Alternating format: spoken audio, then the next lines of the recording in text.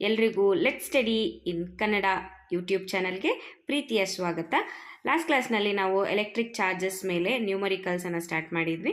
So ನ್ಯೂಮರಿಕಲ್ಸನ್ನು ಇದರಲ್ಲೂ ಕೂಡ continue ಮಾಡೋಣ ಆಯಿತಾ. ಈ ಕ್ಲಾಸಲ್ಲಿ ಕ್ವೆಶನ್ ನೋಡಿ. ಕ್ವೆಶನ್ ನೋಡ್ಲಿಕ್ಕೆ ಮಾತ್ರ ಇಷ್ಟು ದೊಡ್ಡದಿದೆ, ಆದರೆ ಇದರಷ್ಟು ಸಿಂಪಲ್ ಆಗಿರುವಂಥ ಪ್ರಾಬ್ಲಮ್ ಇನ್ನೆಲ್ಲೂ ಇಲ್ಲ ಮಕ್ಕಳು ಆಯಿತಾ. ಕೇಳಿ. A charged metallic sphere A is suspended by a nylon thread. Another metallic sphere B is held by an insulating handle is brought close to A such that the distance between their centers is 10 cm as shown in the figure A. ನಾನು ಫಿಗರನ್ನು ತೋರಿಸ್ತೀನಿ ಆಯಿತಾ. The resulting repulsion of A is noted. Spheres A and B are touched by uncharged spheres C and D respectively as shown in the figure B. C and D are then removed and B is brought closer to A to a distance of 5 cm between their centers as shown in figure C. What is the expected repulsion of A on the basis of Coulomb's law? Spheres A and C and spheres B and D have identical sizes.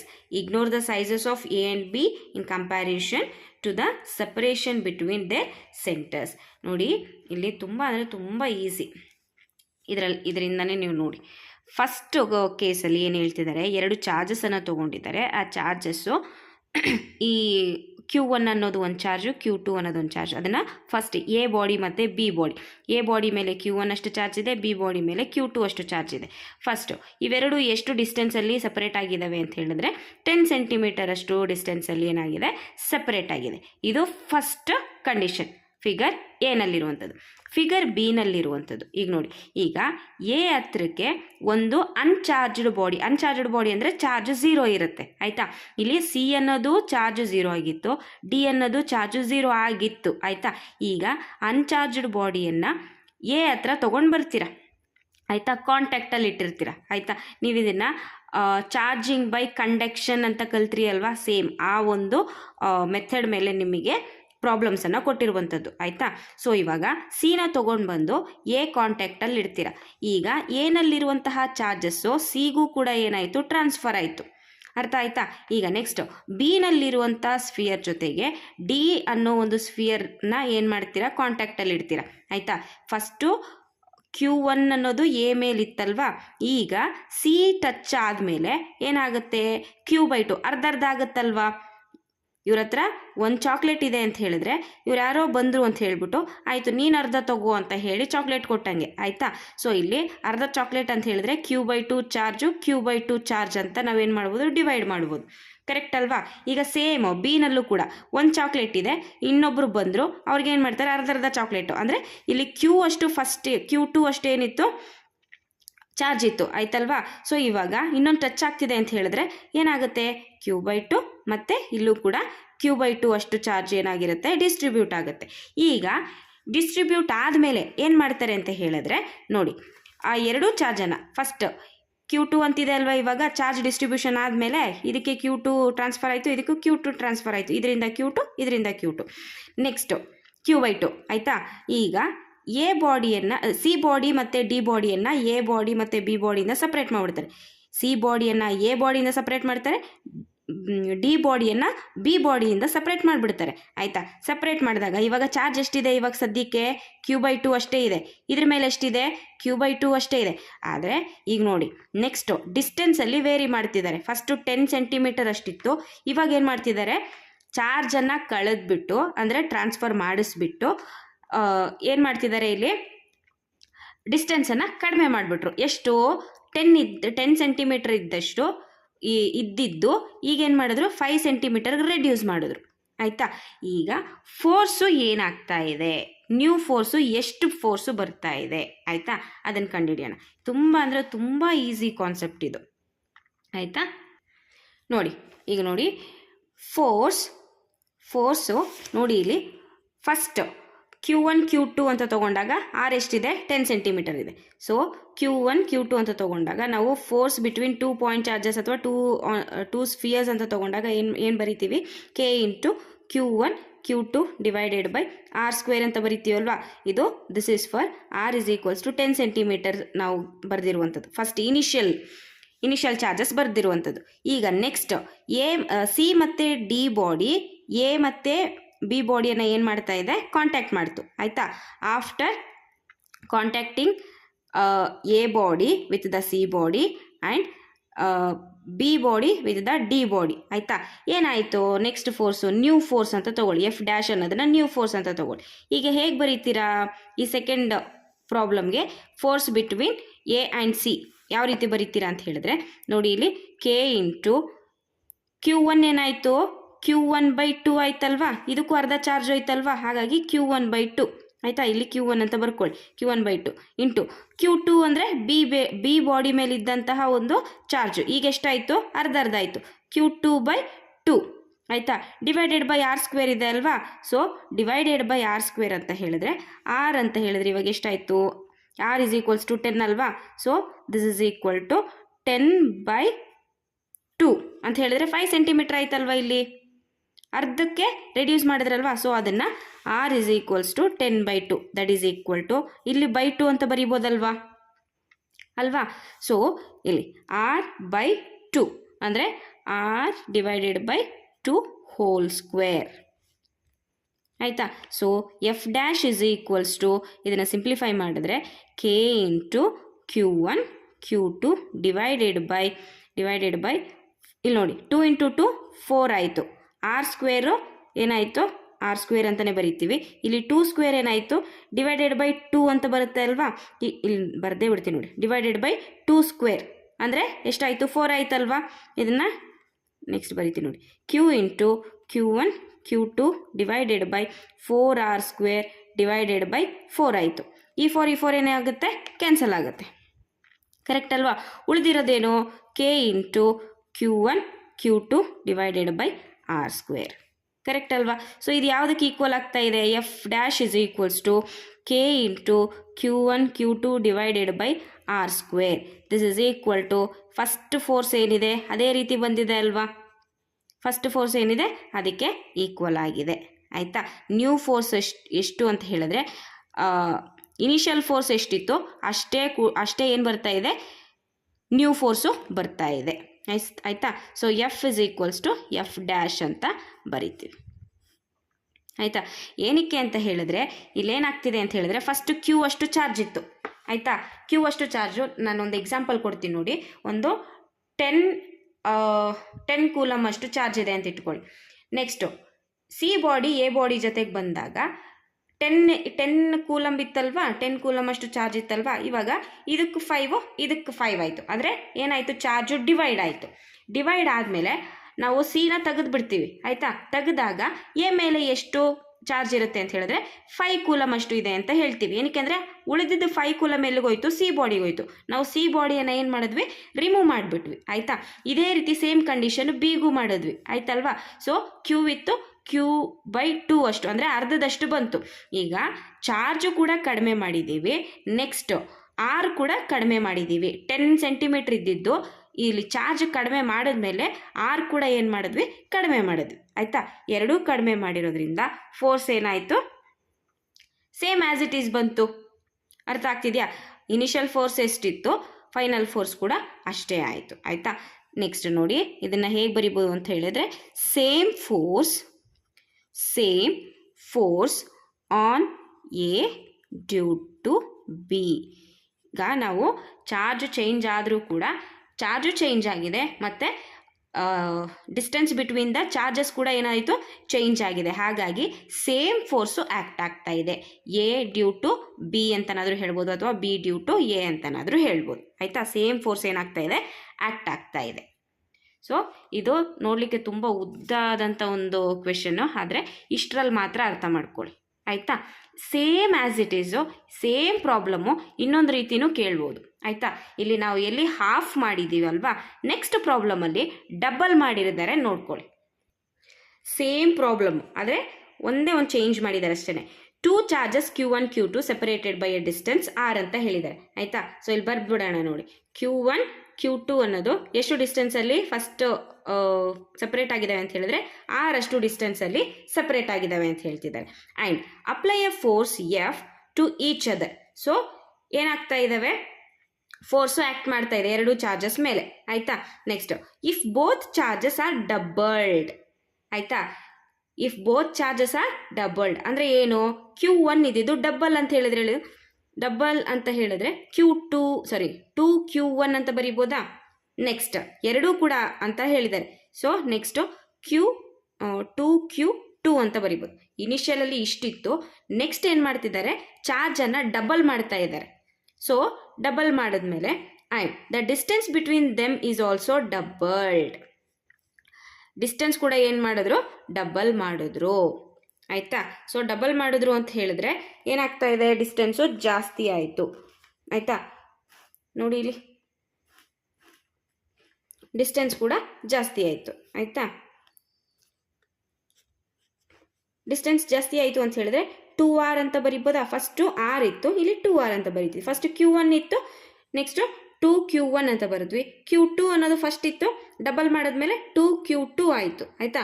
Distance ಕೂಡ ಅಷ್ಟೇ, r ಇತ್ತು, double ಮಾಡಿದ್ಮೇಲೆ 2r ಆಯಿತು. ಅರ್ಥ ಆಯಿತು ಅಂತ ಅಂದ್ಕೊಂಡಿದ್ದು, ಆಯಿತಾ. Force, ಈಗ ಇನಿಷಿಯಲ್ ಫೋರ್ಸು, ಇದಕ್ಕೆ ನಾವು ಫೋರ್ಸ್ ಬಿಟ್ವೀನ್ ಟೂ ಚಾರ್ಜಸ್ ಅಂತ ಬರೆಯೋದಿದ್ರೆ ಹೇಗೆ ಬರಿತೀವಿ, ಈಸಿ ಅಲ್ವಾ. ಇನಿಷಿಯಲ್ ಫೋರ್ಸ್ ಅಂತಲೇ ಬರ್ಕೊಳ್ಳಿ, ಇನಿಷಿಯಲ್ ಫೋರ್ಸ್ ಅಂತಲೇ ಬರ್ಕೊಳ್ಳಿ, ಆಯಿತಾ. F is equals to K into ಎಷ್ಟು ಚಾರ್ಜಸ್ಸು, Q1 ಮತ್ತು Q2 ಇದೆ, divided by square of the distance between them, ಆಯಿತಾ. r² ಅಷ್ಟಿದೆ. ಇದು ಫಸ್ಟ್ಗಾಯಿತು, ಇನಿಷಿಯಲ್ ಚಾರ್ಜ್ ಆಯಿತು. ಈಗ ನೆಕ್ಸ್ಟು ಎರಡನೇದು ಅವರೇ ಕೊಟ್ಟಿದ್ದಾರಲ್ವಾ, ಏನಂತ, according to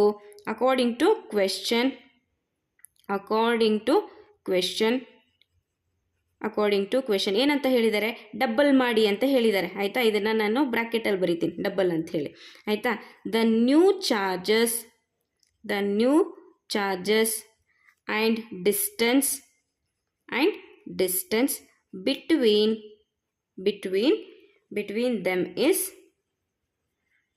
them is double ಅಲ್ವಾ.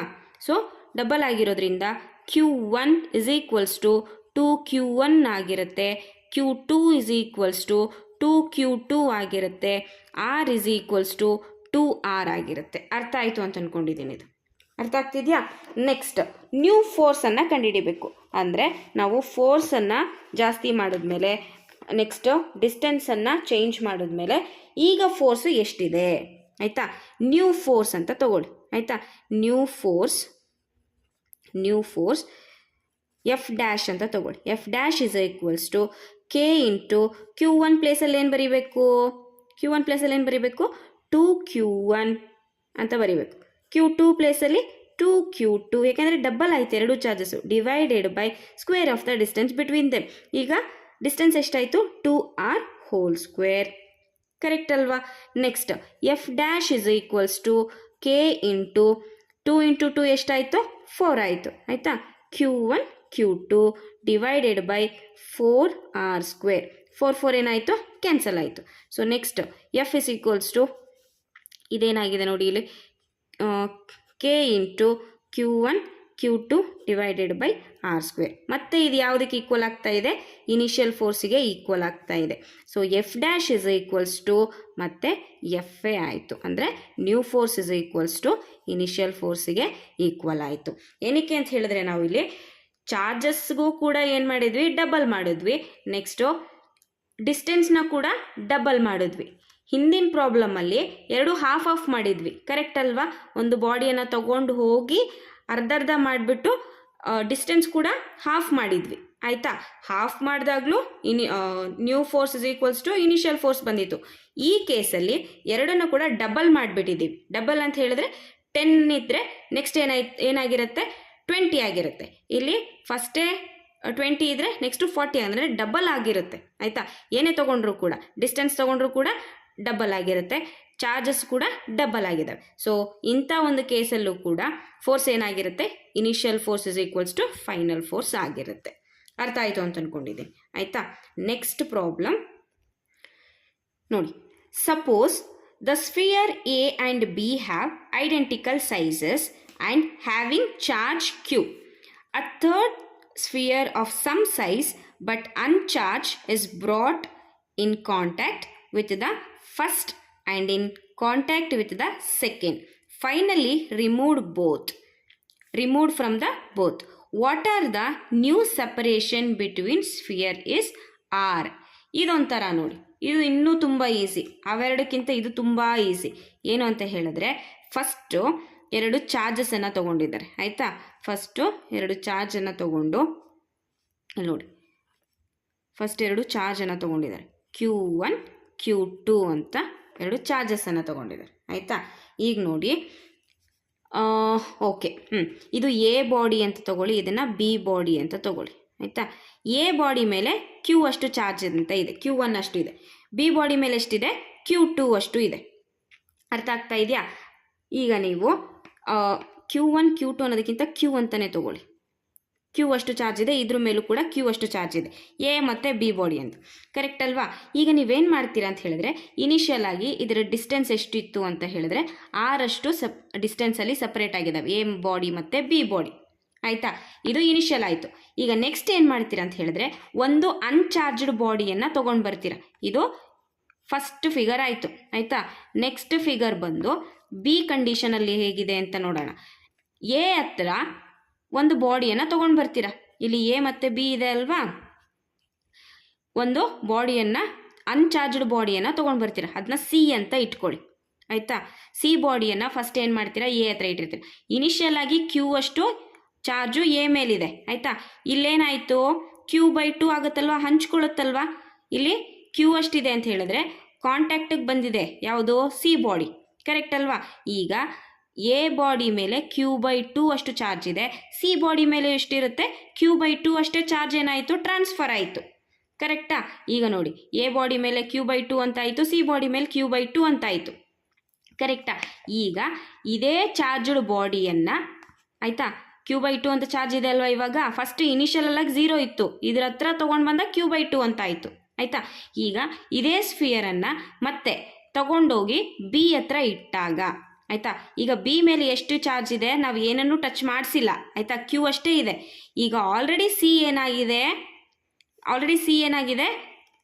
Q/2 ಅಷ್ಟು ಚಾರ್ಜನ್ನು ಹೊಂದಿದೆ ಇವಾಗ. ಆಯಿತಾ, ಈ ಚಾರ್ಜನ್ನು ನೀವೇನು ಮಾಡಿದ್ರೆ ಬಿ ಹತ್ರ ತೊಗೊಂಡೋಗಿಟ್ರೆ, ಆಯಿತಾ, ಬಿ ಹತ್ರ ತೊಗೊಂಡೋಗಿಟ್ಟಾಗ ಇಲ್ಲಿ ನೋಡಿ, Q/2 ಚಾರ್ಜ್ ಆಲ್ರೆಡಿ ಇದರಲ್ಲಿದೆ, ಸಿ ಬಾಡಿಯಲ್ಲಿ. ಆಯಿತಾ, ಈಗ ಈ 2 ಚಾರ್ಜಸ್ಸು ಏನಾಗಬೇಕು, ಆ್ಯಡ್ ಆಗಬೇಕು, ಆ್ಯಡ್ ಆಗಿ ಡಿಸ್ಟ್ರಿಬ್ಯೂಟ್ ಆಗಬೇಕು. ಹೇಗೆ ಡಿಸ್ಟ್ರಿಬ್ಯೂಟ್ ಆಗುತ್ತೆ, ಇಲ್ಲಿ Q ಇದೆ ಅಲ್ವಾ, Q + Q/2 ಎಷ್ಟಾಗುತ್ತೆ, 2Q + Q ಅಂತ ಹೇಳಿದ್ರೆ 3Q/2 ಅಂತ ಹೇಳಿದ್ರೆ 2 ಕೂಡ /2 ಮಾಡಬೇಕಲ್ವಾ. ಸೊ ಹೋಲ್ ಡಿವೈಡೆಡ್ ಬೈ 2 ಮಾಡಬೇಕಿಲ್ಲಿ. ಸೊ 3Q/4 ಅಷ್ಟಿದೆ. ಈಗ ಬಿ ಬಾಡಿ ಮೇಲೆ ಎಷ್ಟು ಚಾರ್ಜ್ ಇದೆ ಅಂತ ಹೇಳಿದ್ರೆ 3Q/4 ಅಷ್ಟಿದ್ರೆ, ಸಿ ಮೇಲೆ ಎಷ್ಟಾಯಿತು, after touching the B body 3Q/4. ಯಾಕೆ ಅಂತ ಹೇಳಿದ್ರೆ ಎರಡರಲ್ಲೂ ಈಕ್ವಲ್ ಆಗಬೇಕು. ಫಸ್ಟು Q ಇತ್ತು ಇಲ್ಲಿ, ನೆಕ್ಸ್ಟು ಸಿಯಲ್ಲಿ ಆಲ್ರೆಡಿ ಇವಾಗ Q/2 ಇದೆ, ಅವೆರಡನ್ನು ಆ್ಯಡ್ ಮಾಡಿ. ಆಯಿತಾ, ಆ್ಯಡ್ ಮಾಡಿದ್ರೆ ನಮ್ಗೆ ಎಷ್ಟು ಬರುತ್ತೆ, 3Q/4 ಅಷ್ಟು ಬರುತ್ತೆ. ಆಯಿತಾ, ಈಗ ನೋಡಿ ನಾವು ಫೋರ್ಸನ್ನು ಬರೆದ್ಬಿಟ್ರೆ ಮುಗಿದೋಯ್ತು. ಆಯಿತಾ, ಈಗ ಇಲ್ಲಿ ನೋಡಿ ಬರೆದು ಬಿಡ್ತೀನಿ. ಇಲ್ಲಿ A = Q/2 ಅಷ್ಟಿದೆ, C = Q/2 ಅಷ್ಟು ಇದೆ, ಎರಡು ಕಾಂಟ್ಯಾಕ್ಟಿಗೆ ಬಂದಮೇಲೆ. ಈಗ ನೀವು ಈ ಸಿ ಬಾಡಿಯನ್ನು ಎಲ್ಲಿ ಕರ್ಕೊಂಡು ಹೋಗ್ತಿದ್ದೀರಾ, ಬಿ ಹತ್ರ ಕರ್ಕೊಂಡು ಹೋಗ್ತಿದ್ದೀರಾ. ಬಿ ಹತ್ರ ಕರ್ಕೊಂಡೋಗಿ ಹತ್ತಿರ ಇಟ್ಟ ಮೇಲೆ ಈಚ್ ಬಾಡಿ ಮೇಲೆ ಎಷ್ಟಿರುತ್ತೆ ಅಂತ ಹೇಳಿದ್ರೆ, ಬಿ ಬಾಡಿ ಮೇಲೆ 3Q/4 ಅಷ್ಟಿದ್ದರೆ ಸಿ ಬಾಡಿ ಮೇಲೆ ಎಷ್ಟಾಗುತ್ತೆ, ಎರಡು ಈಕ್ವಲ್ ಆಗಬೇಕಲ್ವಾ, 3Q/4 ಅಷ್ಟೇ ಇರುತ್ತೆ ಚಾರ್ಜು. ಕರೆಕ್ಟಾ? ಈಗ ಫೋರ್ಸನ್ನು ಬರೀರಿ, ಫೋರ್ಸನ್ನು ಬರೆದ್ರೆ ಮುಗಿದೋಯ್ತು. ಆಯಿತಾ, F = ಫಸ್ಟ್ ಚಾರ್ಜ್, ಫಸ್ಟ್ ಈ ಒಂದು ಕಂಡೀಷನ್ಗೆ ಫೋರ್ಸನ್ನು ಬರೆಯೋಣ. ಆಯಿತಾ, K × Q1 Q2 / R². ಇದು ಇನಿಷಿಯಲ್ ಫೋರ್ಸ್ ಆಯಿತು. ಈಗ ನಾವು ಈ ಬಾಡಿಯನ್ನು ಎಗೆ ಟಚ್ ಮಾಡಿಸಿ ಇದಕ್ಕೊಂದು ಸ್ವಲ್ಪ ಚಾರ್ಜ್ ಬಂದಮೇಲೆ ಅದೇ ಚಾರ್ಜ್ಡ್ ಬಾಡಿಯನ್ನು ತಗೊಂಡೋಗಿ ಮತ್ತೆ ಬಿ ಟಚ್ ಮಾಡಿಸಿದ್ಮೇಲೆ ಬರುವಂತಹ ನ್ಯೂ ಫೋರ್ಸು. ಆಯಿತಾ, ಈಗ ಈ ಎ ಬಿ ಮಧ್ಯೆ ಇರುವಂತಹ ನ್ಯೂ ಫೋರ್ಸು ಈಗೇನು ಮಾಡ್ತೀರಾ, ಸಿನ ತೆಗೆದುಬಿಡ್ತೀರಾ ಆಯಿತಾ. ಸಿನ ತೆಗೆದುಬಿಟ್ಟು ಎ ಮತ್ತು ಬಿ ಬಾಡಿ ಮೇಲೆ ಇರುವಂತಹ ಎ ಮತ್ತು ಬಿ ಮಧ್ಯೆ ಇರುವಂಥ ಫೋರ್ಸನ್ನು ಕಂಡುಹಿಡಿತಾ ಇದ್ದೀರಾ. ಅರ್ಥ ಆಗ್ತಾ ಇದೆಯಾ? ನೋಡಿ ಇಲ್ಲಿ ಈಗ ಎ ಬಾಡಿ ಇಷ್ಟಾಯಿತು, ಬಿ ಬಾಡಿ ಇಷ್ಟಾಯ್ತಲ್ವಾ, ಇವೆರಡರ ಮಧ್ಯೆ ಫೋರ್ಸನ್ನು ಕಂಡುಹಿಡಿತಾ ಇದ್ದೀರಿ ನೀವು. ಅರ್ಥ ಆಗ್ತಾ ಇದೆಯಾ? ಹಾಂ ನೋಡಿ, F dash is equals to ಅಂದರೆ ಎಫ್ ನ್ಯೂ ಅಂತಲೂ ಬರೀಬೋದು ನೀವು, ಎಫ್ ನ್ಯೂ ಅಂತಲೂ ಬರೀಬೋದು, that is equal to F dash ಆಯಿತಾ. ಕೆ ಇಂಟು ಕ್ಯೂ ಒನ್ ಏನಾಯ್ತು ಇಲ್ಲಿ, ಹಾಫ್ ಆಯ್ತಲ್ವಾ, ಕ್ಯೂ ಬೈ 2 ಆಯಿತು, ಕರೆಕ್ಟ್ ಅಲ್ವಾ, ಇಂಟು ಕ್ಯೂ ಟು ಎಷ್ಟಾಯಿತು, ಕ್ಯೂ ಟು ಅಂತ ಹೇಳಿದ್ರೆ ಬಿ ಬಾಡಿದು 3Q/4 ಆಯಿತು, ಕರೆಕ್ಟಾ. Whole divided by R square. ಇಲ್ಲಿ ಆ್ಯಕ್ಚುಲಿ ಎಫ್ ಅನ್ನು ಇಲ್ಲಿ ಬರೀಬೇಕಿತ್ತು. Okay, F is equals to divided by R square. ಏನಕ್ಕೆ ಅಂತ ಹೇಳಿದ್ರೆ ಎರಡಕ್ಕೂ ಈಕ್ವಲ್ ಆಗಬೇಕಲ್ವಾ, ಹಾಗಾಗಿ. ನೆಕ್ಸ್ಟ್ ಇದನ್ನು ಸಿಂಪ್ಲಿಫೈ ಮಾಡಿದ್ರೆ ದಿಸ್ ಇಸ್ ಈಕ್ವಲ್ ಟು ಇಲ್ಲಿ ನೋಡಿ 2 × 4 ಏನಾಯಿತು, 8 ಆಯಿತು, ಕರೆಕ್ಟ್ ಅಲ್ವಾ. 3/8 okay, K into 3Q² divided by 8 × R square, 8 × R square ಆಯಿತು ಸಿಂಪ್ಲಿಫೈ ಮಾಡಿದ್ರೆ, ಕರೆಕ್ಟ್ ಅಲ್ವಾ. ಈಗ ನೋಡಿ next F dash is equals to 3/8 ಅನ್ನು ಸಪ್ರೇಟಾಗಿ ಬರ್ಕೊಂಡು Q² divided by R square. ಮತ್ತು ಯಾವ ರೀತಿ ಕಾಣಿಸ್ತಿದೆ ಇದು, ಇನಿಷಿಯಲ್ ಫೋರ್ಸ್ ಥರನೇ ಕಾಣಿಸ್ತಿದೆ ಅಲ್ವಾ. So F dash is equals to 3/8 into F ಅಂತ ಬರೀಬೋದು. ಅಂದರೆ ನೆಕ್ಸ್ಟ್ ಬರುವಂತಹ ಫೋರ್ಸು ಈ ಬಾಡಿ ಮೇಲೆ ಎ ಮತ್ತು ಬಿ ಬಾಡಿ ಮಧ್ಯೆ ಅಲ್ವಾ ನಾವು ಮಾತಾಡ್ತಿರುವಂಥದ್ದು. ಸೊ ಆ ಬಾಡಿ ಮಧ್ಯೆ ಬರುವಂತಹ ಫೋರ್ಸು ಏನಾಯಿತು, 3/8 ಅಷ್ಟು ಇನಿಷಿಯಲ್ ಫೋರ್ಸಿಗಿಂತ ಕಡಿಮೆ ಆಯಿತು, ನ್ಯೂ ಫೋರ್ಸು ಅಂತ ಹೇಳ್ತೀವಿ ಆಯಿತಾ. ಇಲ್ಲಿ ಕ್ಯೂ ಅಂತ ಹೇಳಿದ್ರೆ ಕಂಪ್ಲೀಟಾಗಿ ಒಂದು ಕ್ಯೂ ಅಂತ ತೊಗೊಂಡಿದ್ದೀವಿ ಆಯಿತಾ. ಫಾರ್ ಎಕ್ಸಾಂಪಲ್ ಆಗಿ ಎಷ್ಟು ತೊಗೊಂಡ್ವಿ, ಇಲ್ಲಿ 10 ಕೂಲಮ್ ಚಾರ್ಜ್ ಇದೆ ಅಂತ ಅಂದ್ಕೊಳ್ಳಿ, ಇಲ್ಲಿ 10 ಕೂಲಮ್ ಚಾರ್ಜ್ ಇದೆ ಅಂತ ಅಂದ್ಕೊಳ್ಳಿ ಆಯಿತಾ. ಈಗ ಅನ್ಚಾರ್ಜ್ಡ್ ಬಾಡಿ ಸಿ ಅನ್ನು ಕಾಂಟ್ಯಾಕ್ಟಲ್ಲಿ ತೆಗೆದಿಟ್ಟಾಗ ಇಲ್ಲಿ 5 ಕೂಲಮ್ಮು ಮತ್ತು ಇಲ್ಲಿ 5 ಕೂಲಮ್ ಆಯಿತು. ಅಂದರೆ ಏನಾಯಿತು, ಚಾರ್ಜು ರೆಡ್ಯೂಸ್ ಆಯಿತು ಆಯಿತಾ, ಚಾರ್ಜು ರೆಡ್ಯೂಸ್ ಆಯಿತು. ಆಮೇಲೆ ಆರ್ ಹಾಗೇ ಇದೆ ಆಯಿತಾ. ಚಾರ್ಜ್ ರೆಡ್ಯೂಸ್ ಆಗಿರೋದ್ರಿಂದ ಫೋರ್ಸ್ ಏನಾಗುತ್ತೆ, ರೆಡ್ಯೂಸ್ ಆಗುತ್ತೆ. ಏನಕ್ಕೆ, F is directly proportional to Q1 Q2 ಅಂತ ಹೇಳಿ. ಸೊ Q1 Q2 ಕಡಿಮೆ ಆದರೆ ಫೋರ್ಸ್ ಕೂಡ ಏನಾಗುತ್ತೆ, ಕಡಿಮೆ ಆಗುತ್ತೆ. ಇನ್ ಕೇಸ್ ಇದು ಜಾಸ್ತಿ ಆದರೆ ಇದು ಕೂಡ ಜಾಸ್ತಿ ಆಗುತ್ತೆ. ಈ ಕೇಸಲ್ಲಿ ಏನಾಯಿತು, 10 ಕೂಲಮ್ ಅಷ್ಟಿರೋದು ಇಲ್ಲಿ ಬಂದಾಗ ಏನಾಯಿತು, 5 ಕೂಲಮ್ ಆಯಿತು. ಅಂದರೆ ಚಾರ್ಜ್ ಏನಾಯಿತು, ಕಡಿಮೆ ಆಯಿತು. ಚಾರ್ಜ್ ಕಡಿಮೆ ಆಗಿರೋದ್ರಿಂದ ಫೋರ್ಸು ಕೂಡ ಏನಾಯಿತು, ಕಡಿಮೆ ಆಯಿತು ಆಯಿತಾ. New force 3/8 times of initial force ಅಷ್ಟು ಡಿಕ್ರೀಸ್ ಆಗಿದೆ. ಈ ಫೋರ್ಸ್ ಏನಾಯಿತು, ಡಿಕ್ರೀಸ್ ಆಗಿದೆ ಅಂತ ಓದಬೇಕು. ಅರ್ಥ ಆಯ್ತಾ. ಸೊ ಇದನ್ನು ಒಂದ್ಸರಿ ಇಲ್ಲ ಅಂದರೆ 2 ಸರಿ ನೋಡಿ ಚೆನ್ನಾಗಿ ಅರ್ಥ ಮಾಡ್ಕೊಳ್ಳಿ, ಕಲ್ತ್ಕೊಳ್ಳಿ ಕಾನ್ಸೆಪ್ಟನ್ನು ಆಯಿತಾ. Thank you so much.